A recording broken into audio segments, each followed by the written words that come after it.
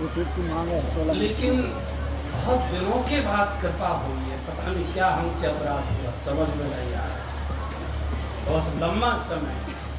और बच्चों सही से बैठो, सही से बैठो, आराम से बैठो, कैमरा चल रहा है। लेकर कथा के प्रसंग में बढ़ते हैं। आज पूज्य स्वामी जी का सबको आशीर्वाद मिलेगा। खुलकर मैं प्रार्थना करूंगा, ये खुलकर आशीर्वाद बांटिए। थोड़ी देर में प्रसंग में बढ़ता हूँ, फिर स्वामी जी महाराज के चरणों में विनय करेंगे। हम सबको आशीर्वाद का अमृत पान करें। चर्चा चल रही थी अयोध्या कांड की शुरुआत। विवाहित होकर प्रभु आए हैं, 1, 2, 3, 4 महीने तक तो पधरौनी चलती रही। आज इनके घर भोजन, बहू नहीं, आज इनके घर भोजन, आज इनके घर भोजन। इसको हमारे साधुओं की भाषा में गधा खुजावन कहते हैं। गधा खुजावन जानते हैं? आप नहीं जानते? गधे होते ही नहीं, यहाँ तो शेर होते हैं सबके सब। हरियाणा में तो पूरी यही है। ये व्यवहार है संसार का। मैंने मेरी बहू के मुंह दिखाई में इतना दिया तो मैंने कितना तेरी बहू को, और वो काम लिखा रहता है कॉपी में, कौन कितना दे गया था, कौन कितना दे गया था, और उतना ही वो देना पड़ता है। हमने तुम्हारे यहाँ अपनी बहू को बुलाकर भोजन कराया था, तुम हमारी बहू को बुला। इसको कहते गधा खुजावन। गधे चलते हैं ना, एक गधे को खुजली लगी तो उसे यार खुजली लग रही है, थोड़ा खुजा दे, तो उसने दांतों से खुजा दिया। अब शाम हो गई, गधों के वापस लौटने का समय। जो गधों का मालिक था उन्हें किट किट करके वापस की संकेत दे दी। तो जिस गधे ने खुजाया था उसको लगा कि मेरा तो ताव बेकार ही चला जाएगा। बोले साले खुजा पहले, मुझे तब जाना, पहले मुझे खुजा। तो आपने हमको कुछ किया, हमने आपको कुछ किया, ये गधा खुजावन है। हमने आपको कुछ भी नहीं किया, फिर भी आपने हमारे लिए सब कुछ कर दिया। यही देवत्व है, यही ईश्वरत्व, यही संतत्व। कहाँ भगवान का नाम लेने को तैयार होते, फिर भी भगवान दिए चला जा रहा है, दिए चला जा रहा है। तो लंबे समय के बाद वो स्वामी जी लिखते, एक बार फिर चौपाई गाने, एक समय सब सहित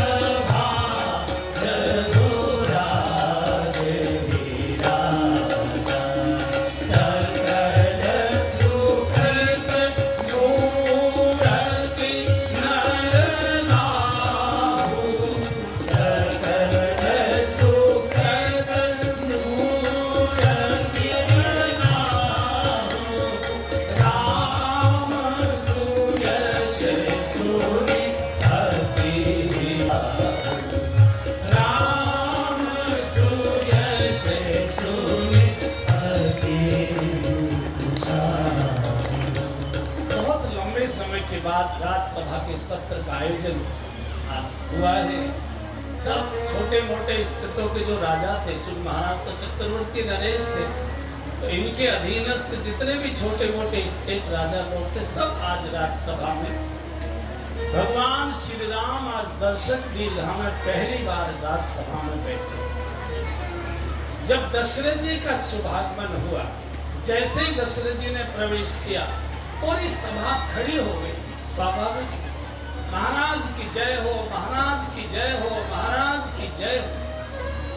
किसी ने धीरे से पूछा, भैया इतनी जय जयकार क्यों कर रहे हो? बोले जितनी की जाए उतनी ही कम है। क्यों?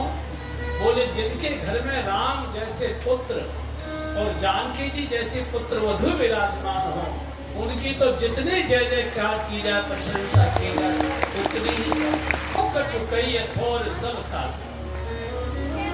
तो जब किसी नेता की जय जयकार की जाती है, होते ना, जैसे कोई मंत्री आए, कोई और बड़े नेता कोई आए तो जैसे ही भीड़ में आते लोग खड़े होकर स्वागत करते, जय हो उनका नाम लेकर जय हो हमारा नेता कैसा हो, ऐसा करके बोलते हैं ना।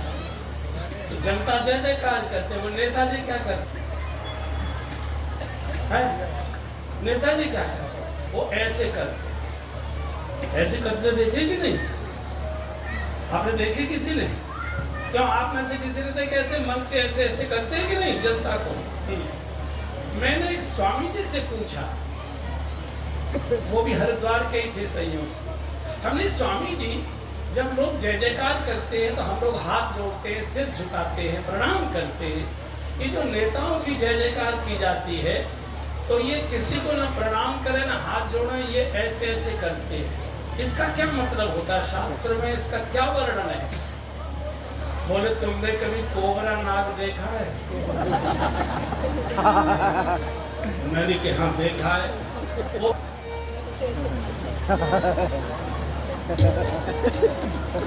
और कोने तक इशारा कर देता है, किसी को छोड़ूंगा नहीं। ये तो अगर हंसी की बात है, लेकिन दशरथ जी ने क्या किया? राय सुभाय मोरे करेगी, राय सुभाय मोरे।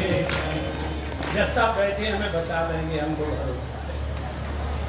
राय सुभाय, आराम से बैठ जाओ बच्चों, बैठ जाओ आराम से। राय सुभाय मोरे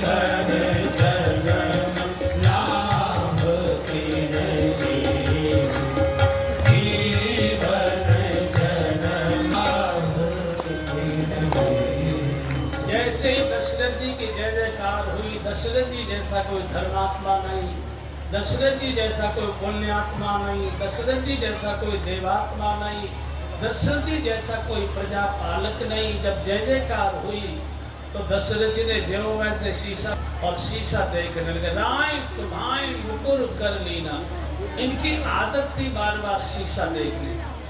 उनके सचिव ने एक बार पूछ लिया, महाराज भरी सभा में वो भी भगवान राम विराजमान थे और ये मर्यादा की राजसभा है, धर्म की राजसभा है, घर से चले थे तो शीशा देखकर नहीं चले थे। आम आदमी भी घर से चलता है, बाल उल कर करा के ठीक ठाक, हमारे जैसे घुमसाट बाबा भी ठीक ठाक होके चलते हैं, सब कॉलर वॉलर देख लेते हैं ठीक ठाक है नहीं, माला चमक रही है कि नहीं चमक रही, सारा हम भी मेकअप करके चलते। तो क्या आप तय होकर नहीं चले थे, तैयार होकर? तो दशरथ जी ने कहा मैंने तो भरी सभा में शीशा देखा, तुम एकांत में अकेले में देख लिया कर।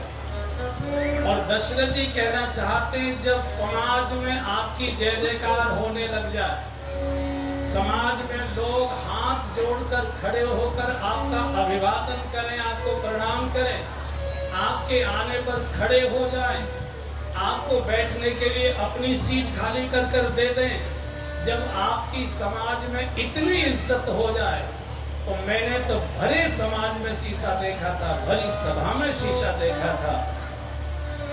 कृपया घर के कमरे के कोने में खड़े होकर शीशा देख लिया करो कभी कभी, कि जितनी मेरी जय जयकार हो रही है, जितना मेरा सम्मान समाज कर रहा है, मैं उसके योग्य हूं या नहीं। और नहीं हूं तो आचरण में सुधार करें, आदतों में सुधार करें। समाज की श्रद्धा ये बालू की दीवार की तरह होती है। बालू की दीवार बहुत कठिनाई से खड़ी होती है और जरा से हवा के झोंके से ढह जाया करती है। समाज की जो श्रद्धा होती है बंधुओं, ये बहुत नाजुक होती है।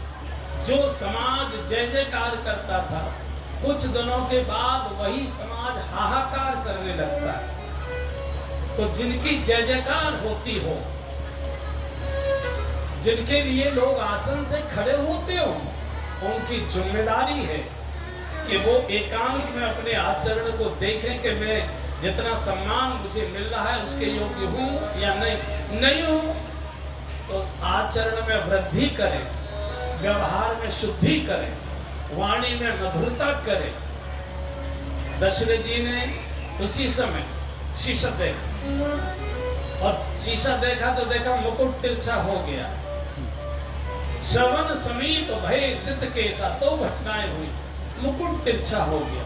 मुकुट सत्ता का प्रतीक, और बंधुओं सत्ता हमेशा एक पक्ष की ओर ही झुकी हुई होती है। कोई कितनी भी बड़ी बड़ी राम राज्य की बातें बोलेगा, सत्ता हमेशा सत्ता पक्ष की ओर ही झुके रहती है। इस पर बोलने का ज्यादा लाभ नहीं है और विवादित की बातें कई बार हो जाती है। सत्ता का स्वभाव है, सत्ता कभी सम नहीं रहती, सत्ता हमेशा विषम रहती है। अपने के दुर्गुण नहीं दिखाई देते और दूसरे के सद्गुण नहीं दिखाई देते, सत्ता का ये स्वभाव होता है।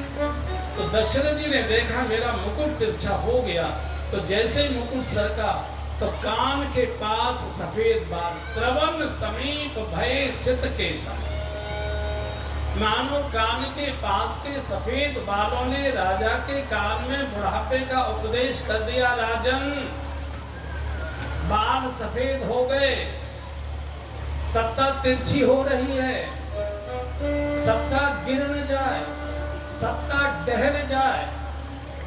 अब काले काम बंद करो। अब घर में 4 बहुएं आ चुकी हैं, पलंग घर से बाहर निकालो, अंधकार से चलो। तमसो मां ज्योतिर्गमय, वेद भगवान घोषणा करके जा रहे हैं। असतो मां सद्गमय, शुभ की ओर चलो, उजाले की ओर चलो, संतों की ओर चलो, सत्संग की ओर चलो, भजन की भक्ति की ओर चलो, समाज के परमार्थ की सेवा के कार्यों की ओर चलो, शुभ की ओर चलो। कान के पास के सफेद बालों ने उपदेश कर दिया। और जब भी बुढ़ापा आता है, कनमुटी के पास के सफेद बाल होते हैं और कोई जरूरी बात हमेशा कान में ही बोली जाती है। सफेद बाल कान में कहते हैं कि अब उजाले की ओर चलो। लेकिन कलयुग के मनुष्य से भगवान भी हार गया। भगवान बार बार सफेद करने की कोशिश करता है। ये बार बार फिर काले करके बैठ जाया करता है।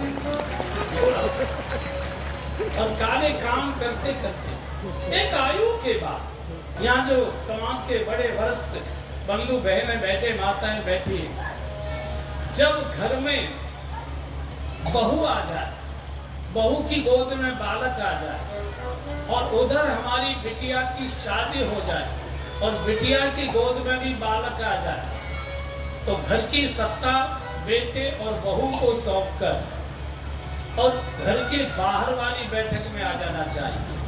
फिर सब चीजें देखने की आवश्यकता नहीं है।